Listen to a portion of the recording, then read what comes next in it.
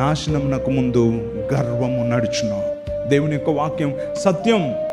అపవాది గర్వించి నశించిపోయి పాతాళంలో ఒక మూలకి త్రోసివేయబడ్డాడు. బైబిల్లో ఎంతమంది నాశనానికి ముందు గర్వం ఉందో మనకు తెలుసు. మనం ఎంత ఎదిగినా దేవునికి భయపడడం మనం నేర్చుకోవాలి.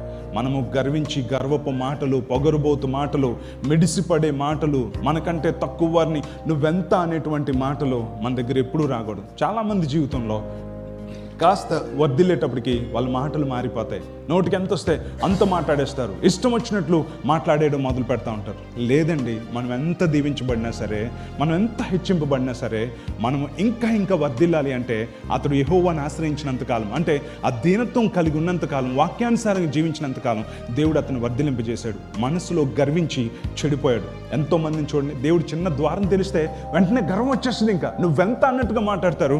చివరికి అక్కడితోటే వారి ఆశీర్వాదాలు ఆగిపోతూ ఉంటాయి. ఎప్పుడు కూడా నువ్వెంత గొప్ప వ్యక్తివైనా సరే, నీ మాటలో కానీ, నీ చూపులో కానీ, నీ నిర్ణయాల్లో కానీ ఎప్పుడు గర్వం అనేది కనబడకూడదు.